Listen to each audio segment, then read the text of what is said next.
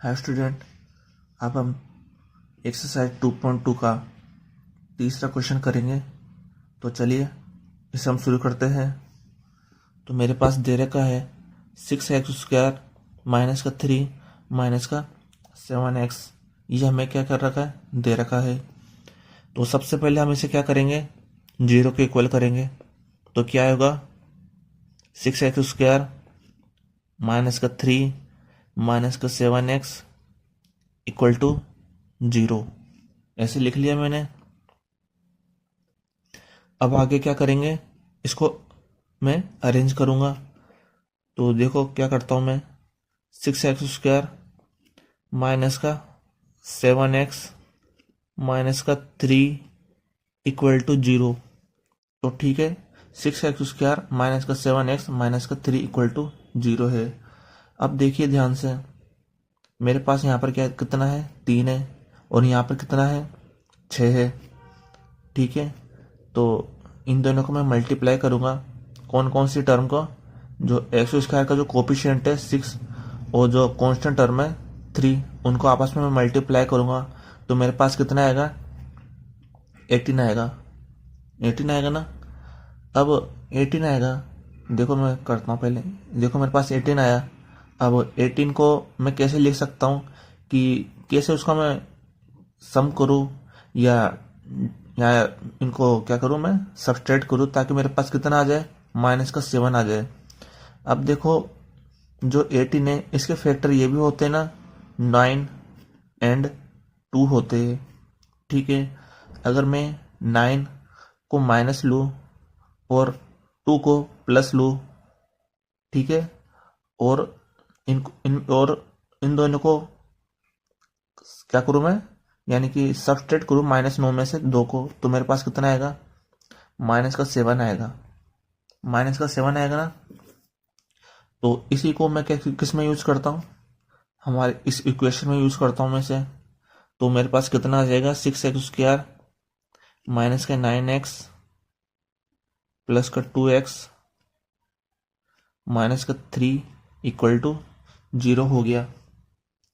अब देखो यहाँ से क्या क्या कॉमन आ रहा है अपने पास। देखो यहाँ पे 6 है और यहाँ पे 9 है और x² है और x है। तो यहाँ से क्या क्या कॉमन आ जाएगा अपने पास, 3x कॉमन आ जाएगा ना। देखो 3x कॉमन आ गया, तो मेरे पास कितना बचा, 2x माइनस का 3, और यहाँ पर कोई भी कॉमन नहीं है अपने पास, तो मैं कितना ले लूंगा, 1। 2x माइनस का 3 इक्वल टू 0। अब यहाँ से 2x माइनस 3 कॉमन आ जाएगा और 3x प्लस 1, ये मेरे पास कॉमन आ गए। अब देखो 2x माइनस 3 को मैं 0 के इक्वल करूंगा, तो मेरे पास क्या आएगा, x इक्वल टू 3/2। इसी तरीके से 3x प्लस 1 को मैं 0 के इक्वल करूंगा, तो मेरे पास कितना आएगा, 3x इक्वल टू माइनस का 1 और x इक्वल टू माइनस का 1/3। ये आ गया मेरे पास। अब क्या करूंगा मैं, कि इसको मैं मान लेता हूँ कि एल्फा इक्वल टू 3/2 है, और जो ये वाली वैल्यू है इसमें क्या मान लेता हूँ, बीटा इक्वल टू माइनस का 1/3। माइनस का 1/3 आ गया मेरे पास। अब इन दोनों का सम करो। देखो एल्फा प्लस बीटा को मैं सम करूंगा, तो मेरे पास कितना आएगा, क्योंकि अपन को रिलेशनशिप बताना है जीरोस एंड कोफिशिएंट के मध्य। तो मेरे पास दो जीरोस तो आ गए, तो alpha equal to 3/2 and beta equal to minus का 1/3। अब मेरे पास जो फर्स्ट है, जो रिलेशनशिप बताना है मेरे को, जीरोस एंड जो हमारे पास जो इक्वेशन है उसके जो कोफिशिएंट है उनके मध्य रिलेशनशिप बताना है। तो सबसे पहले क्या करूंगा मैं, इन दोनों को जोड़ूंगा। तो मेरे पास कितना आएगा, 3/2 माइनस का 1/3। ऐसे किया मैंने से, तो मेरे पास कितना आएगा, इक्वल टू 6। यहाँ पर देखो, इनका एलसीएम लेंगे तो मेरे पास 6 आया, और 2 तिया 6, ऊपर 3 से मल्टीप्लाई करूंगा तो माइनस का 9 आ जाएगा, और 3 दूना 6, तो माइनस का 2 आ गया मेरे पास। तो मेरे पास कितना आ गया 7/6। ये वैल्यू किसकी आई है, एल्फा प्लस बीटा की आई है। ठीक है, इसी तरीके से एल्फा इंटू बीटा की वैल्यू क्या हो जाएगी, देखिए जब मैं इन दोनों को आपस में मल्टीप्लाई करूंगा तो मेरे पास कितना आएगा 3/2 और माइनस का 1/3 है, तो 3 से 3 कैंसिल हो गया, तो मेरे पास कितना आया माइनस का 1/3,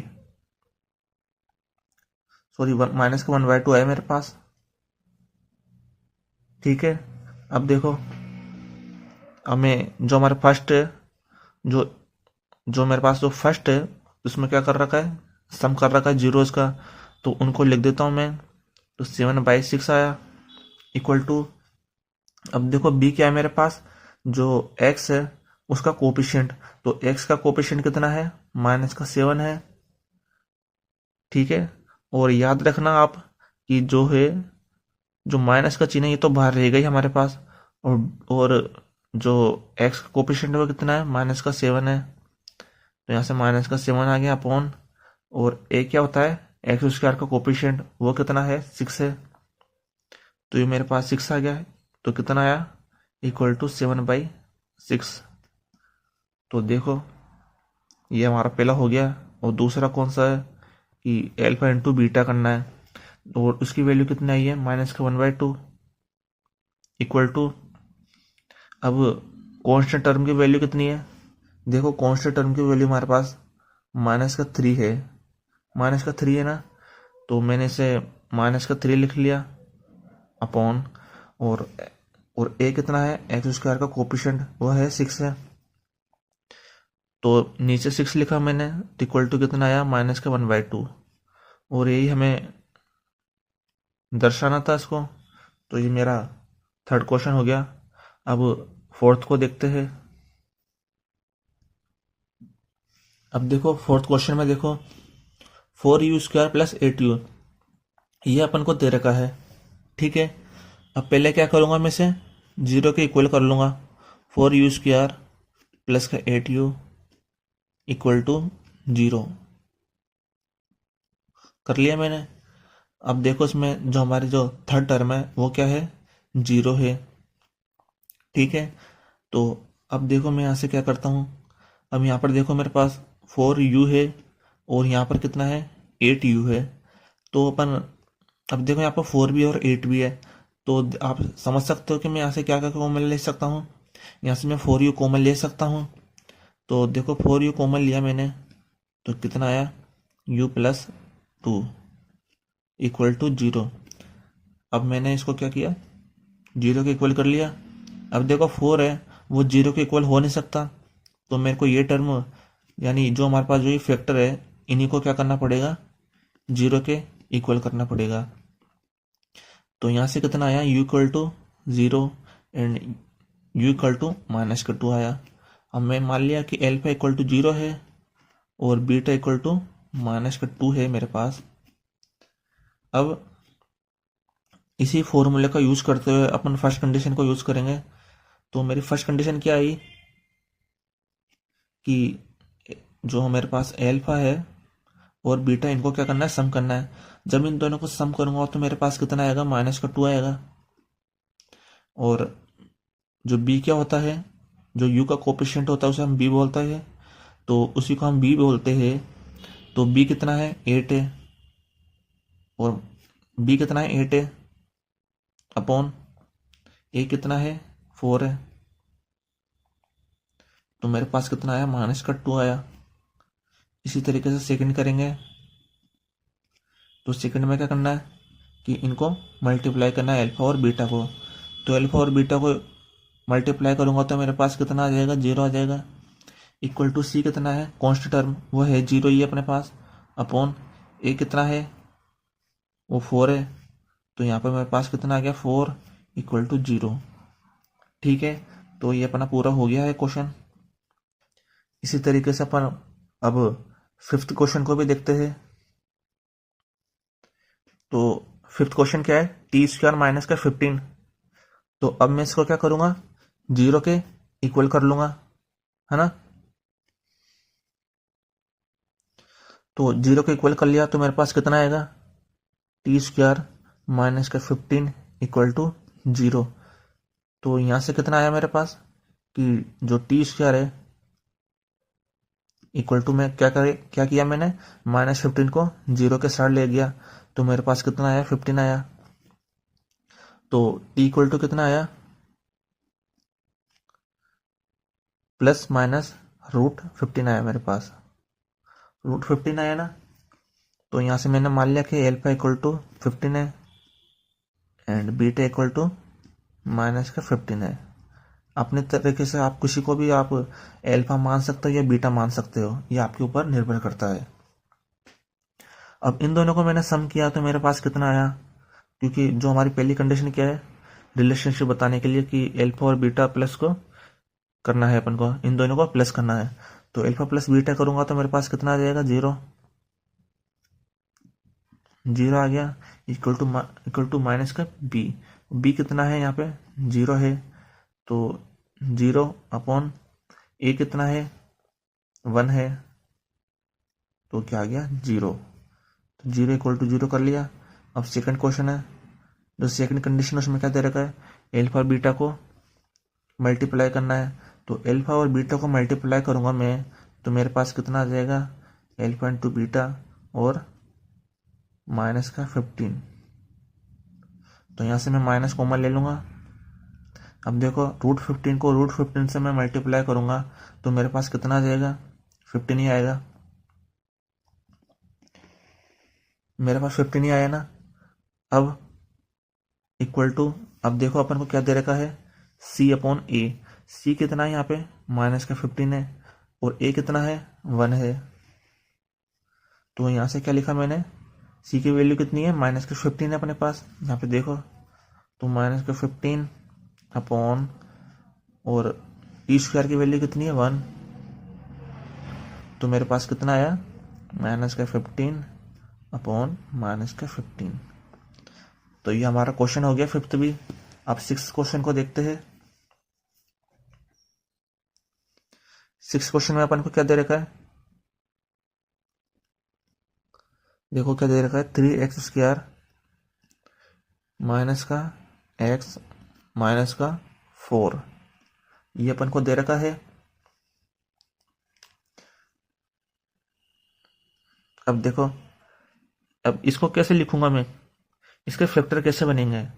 इसके फैक्टर बनाने के लिए जो पॉलिनोमियल है उसको सबसे पहले तो मैं 0 के इक्वल कर लूंगा। 0 के इक्वल कर लिया मैंने। अब देखो ऐसे क्या बनाऊं इसकी, ऐसे कौन सी वैल्यू को मैं बनाऊं कि 4 को मैंने 3 से गुणा किया तो मेरे पास कितना आया, 12 आया।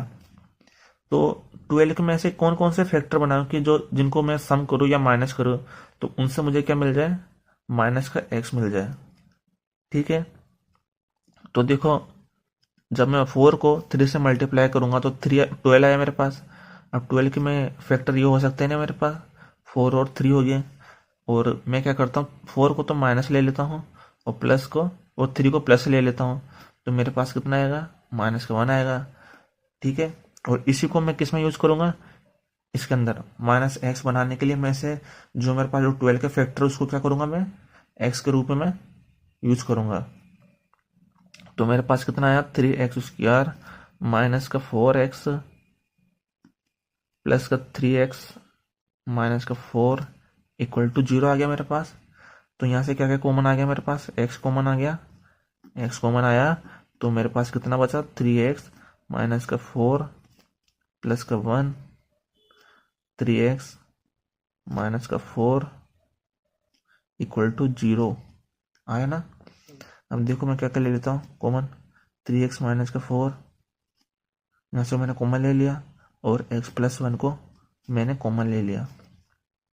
तो यहाँ से कितना आया मेरे पास कि एक तो x की वैल्यू -1 आ गई और x की वैल्यू जब 3x है, जब -4 को मैं प्लस की तरफ ले जाऊंगा 0 की तरफ तो -4 प्लस हो जाएगा। ठीक है, और x है जो उसका कोफिशिएंट है 3 वो 4 के नीचे चल जाएगा तो मेरे पास कितना आ जाएगा, 4/3। ठीक है, तो इसी को मैं मान लेता हूँ कि अल्फा इक्वल टू -1 है एंड बीटा इक्वल टू 4/3 है। तो यहाँ से अब देखो मेरे पास जो फर्स्ट कंडीशन थी उसमें क्या करना था, जीरोस एंड कोफिशिएंट के मध्य रिलेशनशिप बताने के लिए उनको सम करना पड़ता है अल्फा और बीटा को। तो यहाँ से क्या करूँगा मैं, -1 प्लस का 4/3 किया मैंने, इक्वल टू, और माइनस का b अपॉन ए है। यहाँ पर b की वैल्यू कितनी है, -1 है, तो -1 है अपॉन ए की वैल्यू कितनी है, 3 है।